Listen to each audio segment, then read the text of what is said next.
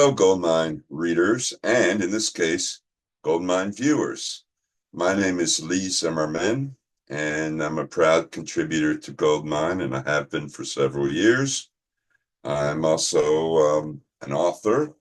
It just so happens that I have my books here, Americana Music, Voices, Visionaries, and Pioneers of an Honest Sound, and my other book, well, let's get it in there, called 30 Years Behind the Glass.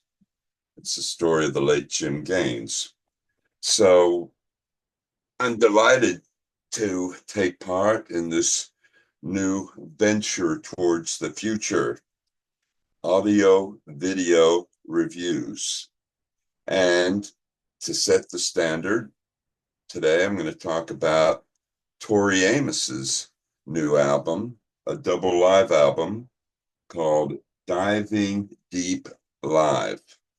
And in a sense, it's sort of a culmination of Tori's career.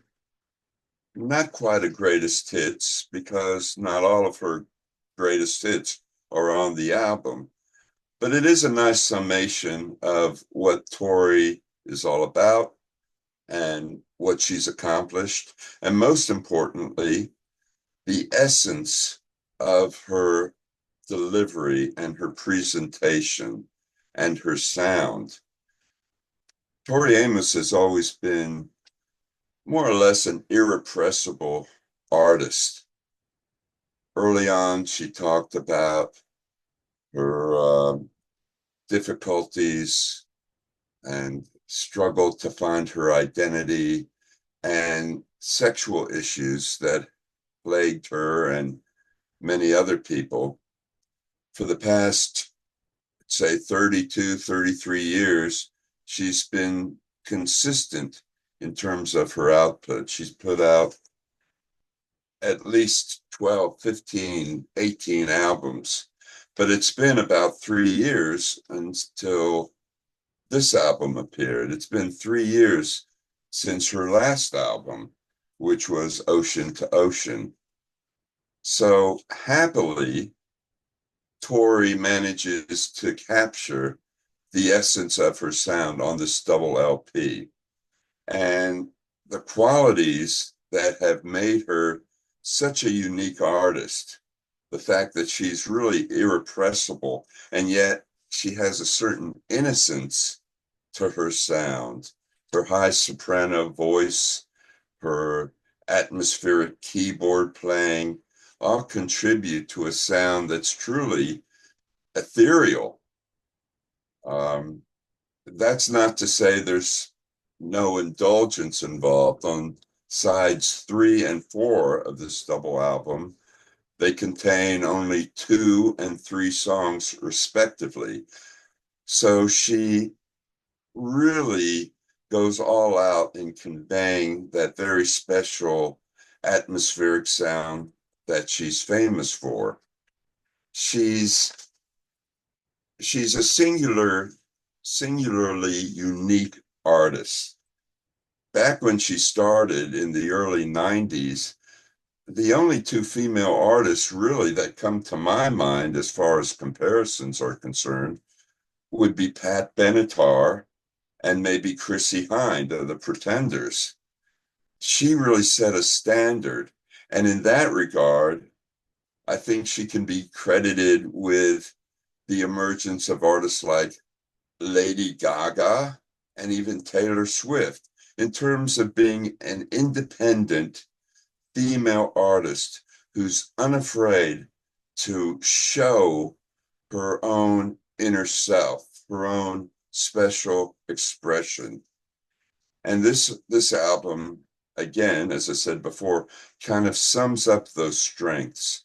It's a very, in a sense, it's a very minimal album because aside from Tori herself, she only has two accompanists.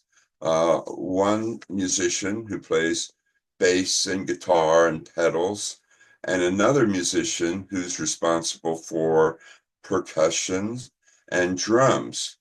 So, in a sense, Tori is carrying the bulk of the delivery. all the more credit to this woman for being able to do what she does. And despite the passage of some 3 decades here, she really sounds as vibrant and as expressive as she did in the beginning.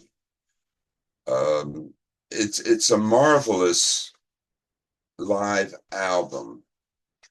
Live albums, for better or for worse, don't always convey the full studio effect. But this album not only expresses the music in a singular way, it also adds a new dimension to her sound. There's minimal audience applause. You do hear the audience expressing their gratitude, but her delivery, the way she conveys the music, is the overriding appeal and the overriding effect that we get from listening to this. You know, her her trajectory hasn't always been easy. She did very well with her first 5 albums, the albums Little Earthquake, Under the Pink, Boys for Pele, From the Choir Girl Hotel to Venus and Back, were singular successes in artistic terms. They defined her as a distinctive artist who wasn't afraid to bare her soul. And in fact, in listening to Tori Amos, you really get the feeling of where she's coming from, what's moving her, what's important to her. I remember seeing her early on, and she was so affected by the music she was sharing with the audience. She was so taken with it. She was brought to tears. She actually had to leave the stage. And then she came back with, I don't remember if it was her stage mother or her counselor, but the woman she returned with sat with her on the stage to help guide her along. That's how invested Tori is with her music. And while it's a very insular proposition, it also makes the audience be able to further relate to her and to her music. So you get that feeling on this album. 4 sides, songs that really radiate a certain luminescence. There's an immediacy to it. She can be playful at times, but really, over the bulk of the album, over the course of the album, the seriousness, her serious intent is what prevails. And it's as if time hasn't gone by. Her voice is still intact. Her keyboards are as expressive as ever.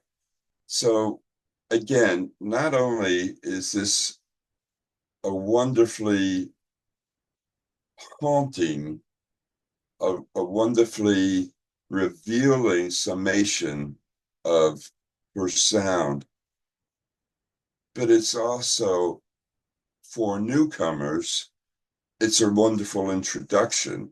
Those folks that are familiar with her and have followed her over the years will be absolutely delighted with this album.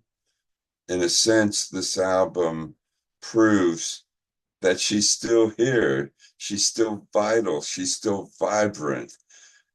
And for those folks that may not be familiar with her work, I think it's going to be really an awe-inspiring experience. It's really, in her own way, unlike anything else that we might be familiar with. I think the only exceptions to that rule might be Kate Bush, who I would compare her to in a certain regard.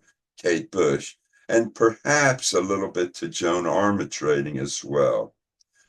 So I would recommend this album, both for those who are longtime fans, for those who might not be familiar with her. It's truly, truly, in my mind, a very unique experience, and one that reminds us that even in these times of distancing and disappointment, the very difficult times that we are going through, that an artist like Tori Amos is capable of creating a connection that we can lose ourselves in, that we can, as the title implies, dive in deep with.